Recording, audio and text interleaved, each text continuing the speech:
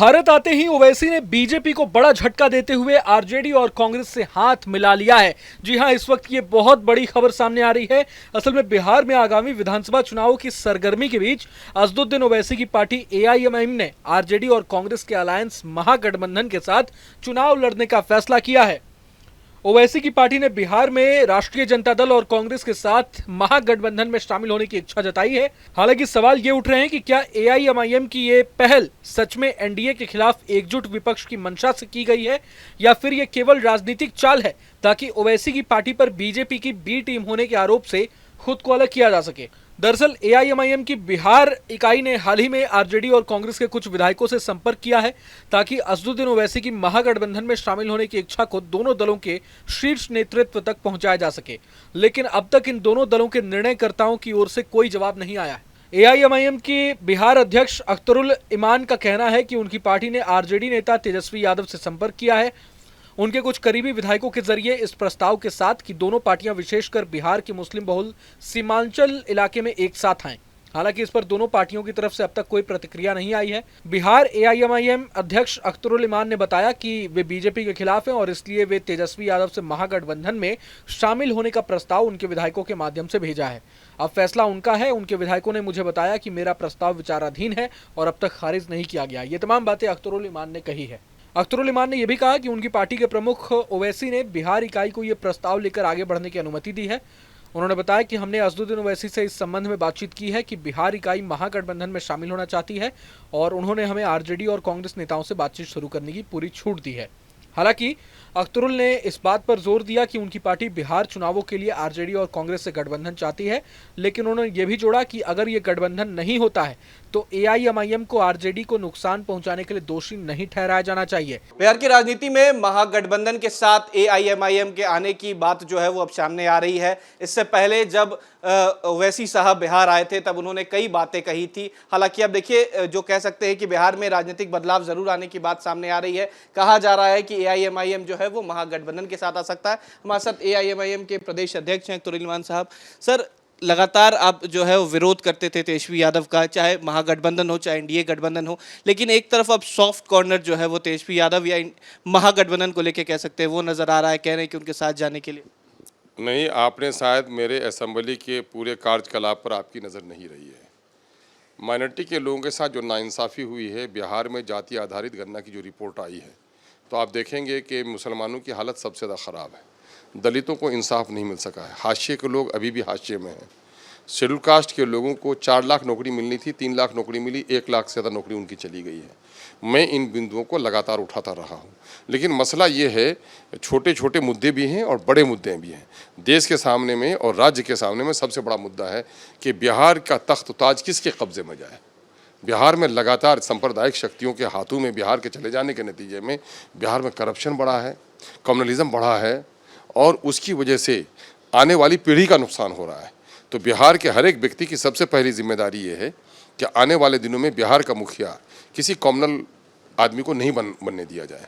और इस वक्त बिहार के भविष्य को बचाने के लिए ज़रूरी है कि सेकुलर वोटों को जमा किया जाए। इसलिए सेकुलर वोटों में बिखराव नहीं हो, इसी गर्ज से हमने इंडिया गठबंधन के लोगों को मैसेज दिया है कि साहब, अगर आप संजीदा हो वाक़तन, आपको तो तख्त ताज चाहिए, हमें तो सिर्फ इंसाफ चाहिए। तो इसलिए अगर आप संजीदा हो तो एमआईएम आपके साथ काम करने के लिए तैयार है। ये आपको फैसला करना है कि आप सेकुलर वोटों के बिखराव को रोकना चाहते हो या सेकुलर वोटों को फिर बिखरने देना चाहते हो।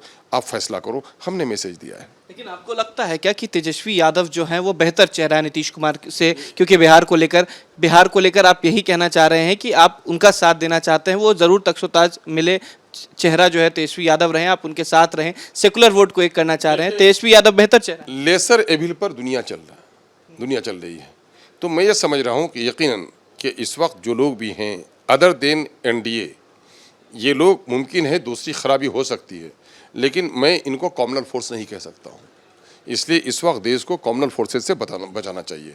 इसी वजह से हमने ये प्रपोजल रखा है। 2005 से पहले का इसी सरकार का जिक्र किया जाता है, जंगल राज रहा है जब लालू प्रसाद यादव की सरकार रही है। उन्हीं के बेटे हैं तेजस्वी यादव, उनको लेकर भी ये आरोप लगा है, चाहे वो लैंड फॉर जॉब मामला हो, अलग अलग मामलों में खुद तेजस्वी यादव जो है उन पर आरोप लगा है। तो लगता है कि एक आरोपी व्यक्ति एक अच्छा मुख्यमंत्री हो सकता है जिसका साथ देने की आप बात कर रहे हैं। मैं कह रहा हूँ उसको तो सर्टिफिकेट नीतीश कुमार जी ने दिया, अपने साथ उप मुख्यमंत्री बना कर रखा। मौजूदा वक्त बिहार का जो राजनीतिक दशा और दिशा है, इसको तय करने के लिए आप गंगा स्नान किए हुए लोगों को ढूंढ रहे हैं, तो ऐसे साधु संत अब आपको बरगद और पीपल के दरख्त के नीचे मिलेंगे। वर्णहित यहाँ जो लोग आए हैं अक्सर के दामन वो हैं। इसमें यही कहिए कि इसमें गोरा कोई नहीं है, इसमें काला कौन है सांवला कौन है ना, उसी पर इस वक्त काम चलाने की ज़रूरत है। ये पूरे देश में आज यही हो रहा है, पूरे देश में यही हो रहा है। लेसर एविल पर काम चल रहा है, इसीलिए इंसानों की बस्ती में देवता मत तलाश कीजिए आप, है ना। और वो क्या मामला है नहीं मामला है कोर्ट जाने, लेकिन बिहार में इस वक्त मैं समझता हूँ कि जो दूसरे पाप को हम झेल सकते हैं, लेकिन सांप्रदायिकता के पाप से बड़ा पापी कोई नहीं है। अब सवाल ये भी आ जाता है, 2020 में आपने 5 सीटें आपकी पार्टी ने जीती थी, 4 विधायक जो हैं तेजस्वी यादव ने ले लिए जब उनके समय उनका शासनकाल रहा, और फिर सरकार भी बनाई, मंत्री भी उन्हें बनाया। तो क्या लगता है कि जिन्होंने पहले ही आपके साथ विश्वासघात किया हो, अब उस गठबंधन में जाने के बाद कोई फायदा होगा? नहीं, मेरे इस दिल के बड़ेपन को आप ज़रा महसूस कीजिए। मैंने कई जगहों पर कहा है कि देखिए, मैं सेकुलरिज्म के लिए या सौहार्दपूर्ण वातावरण के लिए मैं कितना संजीदा हूँ कि जिसने मुझे तकलीफ पहुँचाई है मैं उसके साथ जाने के लिए भी तैयार हूँ। और आप मेरी संजीदगी को भी देखिए कि कॉमनवेल्थ फोर्सेस को रोकने के लिए हम क्या कुछ तकलीफ सह सकते हैं। इस तकलीफ के बावजूद भी चूँकि मुझे बिहार से मोहब्बत है, बिहार के सौहार्दपूर्ण वातावरण से, हिंदू और मुसलमानों की मोहब्बत से मुझे मोहब्बत है, इसी वजह से मैं चाहता हूँ कि घिरने का जो कारोबार है वो रुके और इस राज्य में एक बेहतरीन वातावरण तैयार हो। मैं उसके लिए प्रयासरत हूँ। आपने तेजस्वी यादव का जरूर जिक्र किया है, लेकिन दूसरी तरफ मुख्यमंत्री कहते हैं कि आपने देखा है 2005 से पहले कुछ नहीं था, क्या व्यवस्था थी बिहार की, जब वो खुद सत्ता में आए तो बदले। क्या लगता है कि जो व्यवस्था नीतीश कुमार ने बिहार के लिए की पिछले 20 सालों में वो बेहतर है कि नहीं? लंबे बहस का मौजू हो सकता है, लेकिन आप देखेंगे कि उस काल में आपने मॉब लिंचिंग होते हुए नहीं देखा होगा। इंसानों को इंसानों से कुछ लोगों का मामला होगा, लेकिन धर्म के नाम पर लोगों को इस तरह लड़ते हुए नहीं देखा होगा, है ना। बेरोजगारी और जगह भी थी, लेकिन बिहार के लोगों को जितना बेरोजगारी के आज दशा झेलना पड़ रहा है, कल आज में कोई बहुत बड़ा फ़र्क नहीं है ना। टैक्सेस बढ़े हैं और तकनीकी एक इनकलाब आया है देश में, उससे थोड़ी बहुत अगर भौतिक विकास हुआ भी है तो ये कोई इनकी देन नहीं है, तो समय के परिवर्तन का हिस्सा है। और जहाँ तक आप कहेंगे कि अफसरशाही, कल के दिन में अगर आप तुलना करेंगे ईमानदाराना तौर पर कि नीतीश कुमार के आने के बाद लोकतंत्र का चीरहरण हुआ है, अफसरशाही सर चढ़कर बोल रहा है। इनके विधायक और एमएलए आज वीडियो और दरोगा से बात करने के लायक नहीं रह गए हैं।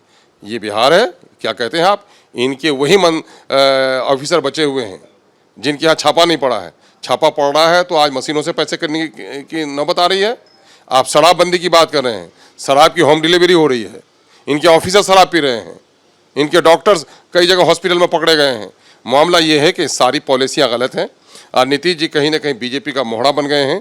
और सबसे बड़ा नुकसान जो बिहार के सौहार्दपूर्ण समाज का हुआ कि आरएसएस और बीजेपी को गाँव तक पहुँचाने का काम अगर किसी ने किया है तो नीतीश जी ने किया है। इंडिया ब्लॉक के सूत्रधार नीतीश कुमार रहे थे। एक ऐसा वक्त आया जब सभी विपक्षी दलों को एक साथ नीतीश कुमार ने पटना में बुला लिया। अब उसी ब्लॉक के साथ आप जाने की कोशिश कर रहे हैं, आपने अपनी बात भी कही है। ये बताइए कि अगर मानते भी हैं तो सीट को लेकर क्या कुछ बातें बनेंगी, या कुछ सीटों को लेकर आपकी बातें हैं कि सीटें मुझे कितनी चाहिए? तो दूसरे स्टेज की बात होगी। पहले ये तो करें कि ये लोग बात करने के लिए भी तैयार हैं कि नहीं है। हमने अपना मैसेज, हमने अपने दायित्व का निर्वहन कर दिया है। हम संजीदा हैं, सेकुलर वोटों का बिखराव न हो, हम आपको गवाह रखते हैं और बिहार की जनता को हम गवाह रखते हैं कि सेकुलर वोट अगर बिखरेगा तो उसका जिम्मेदार कौन होगा। हम इस दायित्व का निर्वहन कर रहे हैं। क्या AIMIM के जो राज्य इकाई है वो केंद्र इकाई से इन चीज़ों को लेकर समर्थन मिल चुका है? क्या ओवैसी साहब ने इसको लेकर हाँ कहा? नहीं, ओवैसी साहब से हम लोगों ने इस मुद्दे पर बात की है और ओवैसी साहब ने कहा है कि हरचंद के आपको उसने तकलीफ पहुँचाई है, लेकिन बिहार के हालात के बारे में आप लोग जो मुनासिब समझें फैसला लें। एक आखिरी सवाल है, एक और युवा चेहरा जो है इन दिनों बिहार की राजनीति में आने की बात कर रहे हैं, चिराग पासवान का हम जिक्र कर रहे हैं। चिराग पासवान ने कहा है कि वो केंद्र की राजनीति ज़्यादा दिन नहीं करना चाहते, बिहार की राजनीति करना चाहते हैं, पिछड़ों की राजनीति करना चाहते हैं। तो क्या चिराग पासवान भी एक बेहतर चेहरा है? चिराग पासवान जी खूबसूरत आदमी हैं, फिल्मी दुनिया से लौट कर आए हैं, अच्छी अच्छी बात करते हैं, लेकिन एक बड़ी भूल है वो हो रही है उनसे कि जिनकी दवा खा के वो बीमार हुए हैं उसी से वो दवा ले रहे हैं। दलितों का शोषण और दोहन जिन लोगों ने किया है, ये निज स्वार्थ की राजनीति तो हो सकती है चिराग साहब की, लेकिन अपने समुदाय के, दलितों के, उनके पिताजी का जो सपना था, जो बाबा भीमराव अंबेडकर के रिजर्वेशन के नाम पर दलितों को सियासत में हिस्सेदारी मिली, क्या बाबा भीमराव अंबेडकर के अनुयायियों को इंसाफ दिला पा रहे हैं वहाँ जाकर? क्या दलितों के मान और सम्मान, उनकी नौकरी, बिहार में 1 लाख से ज़्यादा शेड्यूल कास्ट की नौकरी खत्म कर दी इन लोगों ने। उसके बावजूद भी अगर उस गठबंधन के साथ हैं तो चिराग जी एक अच्छे आदमी हो सकते हैं, लेकिन उनका जो राजनीतिक सफ़र है वो बेहतर तौर पर सही सिमत में नहीं है। चलते चलते एक आखिरी सवाल है, क्या जो उम्मीद है आपकी कि महागठबंधन आपका साथ देगी, तो अगर साथ देती है तो साथ जाएंगे, चीज़ों को ठीक करेंगे? मैं दिल से राजनीति करता हूँ, दिमाग के तंत्र से नहीं। साफ कहता हूँ, साफ बोलता हूँ, साफ सुनता हूँ।